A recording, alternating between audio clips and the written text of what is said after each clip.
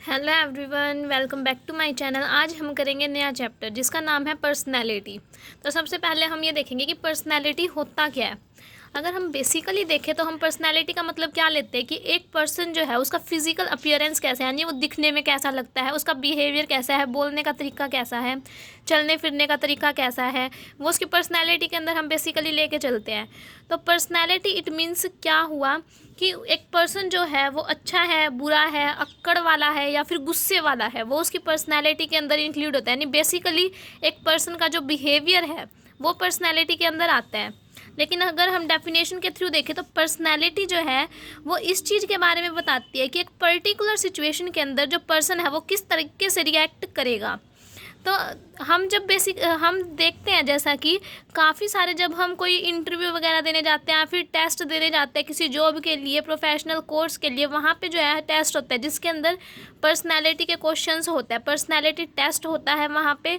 या फिर हम जैसे रीजनिंग वगैरह होती है तो उससे एक पर्सन की पर्सनैलिटी का पता चलता है। यानी पर्टिकुलर सिचुएशन में पर्सन जो है किस तरीके से बिहेव करेगा, कितनी उसके अंदर सहन शक्ति है, कितना जल्दी वो गुस्सा हो जाता है, वहाँ से उसकी पर्सनैलिटी का पता चलता है। नेक्स्ट हम करेंगे डिटर्मिनेंट्स ऑफ पर्सनैलिटी, यानी ऐसे कौन से फैक्टर्स हैं जो हमारी पर्सनैलिटी को इफ़ेक्ट करते हैं। फर्स्ट रहेगा बायोलॉजिकल फैक्टर्स, यानी कि वो फैक्टर्स जिससे कि एक ह्यूमन के माइंड का पता चलता है, यानी वो किस तरीके से बिहेव करेगा उसकी पर्सनैलिटी के अंदर। जैसे कि फर्स्ट पॉइंट रहेगा बायोलॉजिकल फैक्टर्स के अंदर हेरिडिटी, यानी कि हेरिडिटी के अंदर वो क्वालिटीज़ आती है, वो गुण आते हैं जो एक पर्सन को अपने पूर्वजों से मिलते हैं। यानी कि जो क्रोमोसोम्स के थ्रू हमें अपने पेरेंट्स से, ग्रैंड पेरेंट्स से मिलते हैं, वो हेरिडिटी के अंदर आते हैं। इसमें बेसिकली कौन से हो सकते हैं गुण, जैसे कि फेशियल अट्रैक्टिवनेस, यानी कि हमारे फेस का जो मतलब स्ट्रक्चर है वो कितना किसी सेकंड पर्सन को अट्रैक्ट कर रहा है। टेम्परामेंट, यानी हम इमोशनली कैसे हैं, मसल स्ट्रक्चर हमारा कैसा है, एनर्जी लेवल, कितना हम एनर्जी के साथ वर्क करते हैं, वो हमें हमारे पूर्वजों से जो मिलता है वो हमारी पर्सनैलिटी के अंदर इंक्लूड होता है। सेकंड रहेगा ब्रेन, यानी कि एक पर्सन की सोचने समझने की शक्ति कैसी है, किस तरीके से वो वर्क करता है, वो भी उसकी पर्सनैलिटी के अंदर इंक्लूड किया जाता है। देन थर्ड रहेगा फिजिकल फीचर्स, यानी कि एक पर्सन जो है वो दिखने में कैसा लगता है, उसकी height, weight, colour, facial expressions, features कैसे हैं, वो भी उसकी पर्सनैलिटी के अंदर आता है।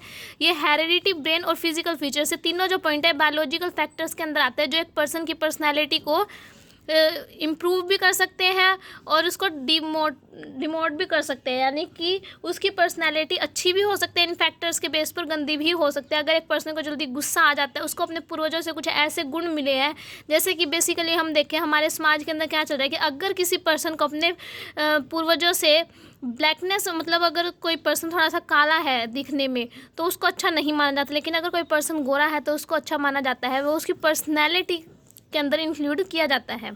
देन सेकंड पॉइंट रहेगा, मतलब सेकंड फैक्टर रहेगा facial and social factors, family and social factors. Family factors कौन से, यानी कि होम, इसमें फर्स्ट पॉइंट रहेगा होम एनवायरनमेंट, यानी हमारे घर का एनवायरनमेंट कैसा है।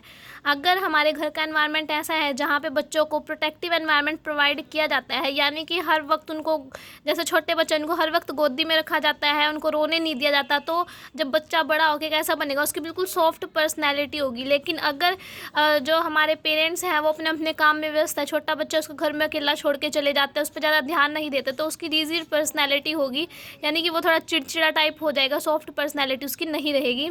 सेकंड रहेगा इसी के अंदर फैमिली मेम्बर्स, यानी कि फैमिली मेम्बर्स का भी बहुत ज़्यादा इन्फ्लुएंस, प्रभाव पड़ता है बच्चे की पर्सनैलिटी पर। कि अगर फैमिली मेम्बर्स ज़्यादा अच्छे से बात करते हैं, प्रेम प्यार के साथ बात करते हैं, गाली वगैरह नहीं देते घर के अंदर, तो बच्चा भी वैसा ही बनेगा, वो सबके साथ प्रेम प्यार बना के रखेगा, उसकी पर्सनैलिटी इस तरह की डेवलप हो जाएगी।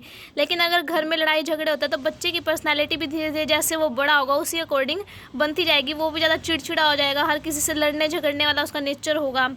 देन नेक्स्ट रहेगा सोशल ग्रुप, यानी कि समाज से बच्चे की पर्सनैलिटी डेवलपमेंट कैसे हुई। जैसे बच्चा थोड़ा सा बड़ा हुआ, उसने गली में अपने दोस्तों के साथ खेलना स्टार्ट किया, वहाँ से भी उसकी पर्सनैलिटी डेवलप होती है, उसे पता चलता है कि समाज के लोगों के साथ कैसे बातचीत करने, किस तरह से इंटरेक्ट करना है, लोगों के बीच में उठना बैठना कैसे है, किस तरीके की बातें करनी चाहिए।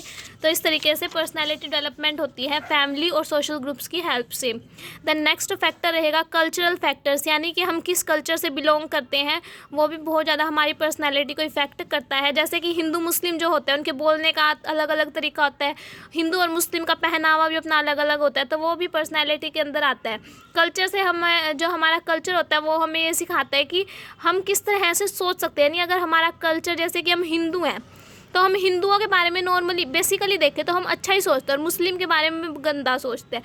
तो वहाँ से हमारी थिंकिंग इफेक्ट होती है, हमारे कल्चर से बिलीव्स वैल्यू। अब जो हिंदू हैं वो क्या विश्वास करते हैं कि हमें भगवत गीता पढ़नी चाहिए, लेकिन जो मुस्लिम है वो क्या सोचते हैं कि उन्हें नमाज पढ़नी चाहिए। इस तरह से उनका बिलीफ जो है वो उनके कल्चर से रिलेट करता है।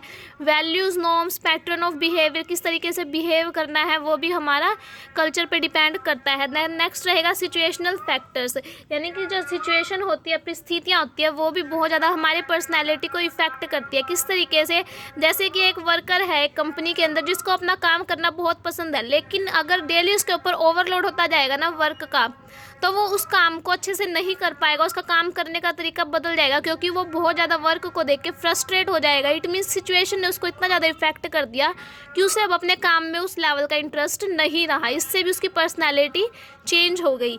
देन नेक्स्ट रहेगा फैक्टर, अदर फैक्टर्स। इसमें फर्स्ट रहेगा टेम्परामेंट, यानी कि इमोशनली एक पर्सन जो है वो किस तरीके से रिस्पॉन्ड करता है, ये चीज़ उसकी पर्सनैलिटी के अंदर इंक्लूड की जाती है। कोई पर्सन ऐसा होता है जो छोटी सी बात पे रो पड़ता है, लेकिन कोई पर्सन बड़ी बड़ी बातों पे भी नहीं रोता, वो भी अपना अंदर छुपाए रखता है। सेकंड रहेगा इंटरेस्ट, यानी कि एक पर्सन का इंटरेस्ट कैसा है, कि क्या डिफरेंट फील्ड्स में उसका इंटरेस्ट है या फिर किसी एक पर्टिकुलर चीज़ के ऊपर उसका ध्यान रहता है। अगर जो एक कंपनी के टॉप एग्जीक्यूटिव्स होते हैं, डिफरेंट पर्सन्स हैं, डिफरेंट मैनेजर्स हैं, उन सभी का इंटरेस्ट अपना अलग अलग होता है। तो जिसका इंटरेस्ट ज़्यादा फील्ड्स में होगा वही कंपनी को ज़्यादा आगे तक ले जा पाएगा, कंपनी कि ग्रोथ में, डाइवर्सिफिकेशन में हेल्प करेगा। डाइवर्सिफिकेशन यानी डिफरेंट प्रोडक्ट लाइंस को वो अडॉप्ट कर पाएगा, क्योंकि उसका इंटरेस्ट जो है वो डिफरेंट फील्ड में है। करेक्टर, यानी एक पर्सन का करेक्टर कैसा है, वो ऑनेस्टली वर्क करता है या फिर चीट वगैरह करता है अपने से सुपीरियर्स से। तो अगर जो पर्सन ऑनेस्टी के साथ काम करता है उसको, ये भी उसकी पर्सनैलिटी के अंदर आता है, जो ऑनेस्टी के साथ काम करता है उसको ज़्यादा इंसेंटिव्स मिलते हैं, प्रमोट कर दिया जाता है। लेकिन अगर हम देखें कि जो ऑनेस्टी है वो भी काफ़ी सिचुएशंस पे डिपेंड करती है। अब जैसे एक पर्सन है जो बैगर है, भिखारी है, इट मीन्स एक भिखारी है जो, अगर हम उसको ये देखें कि वो ऑनेस्टी के साथ वर्क कर रहा है, अब उसने जो है कोई चीज़ चुरा ली कहीं से खाने के लिए, तो ये भी देखा जाए वैसे तो डिसऑनेस्टी होगी, लेकिन यहाँ पे उसकी सिचुएशन को देखना चाहिए कि उसको अपने पेट को भरने के लिए उसने रोटी चुराई है, तो ये उतना भी गलत नहीं है। हाँ, बस डिसऑनेस्टी के अंदर तो ये चीज़ आ गई, लेकिन यहाँ पे उसकी हम पर्सनैलिटी को रॉन्ग नहीं कह सकते।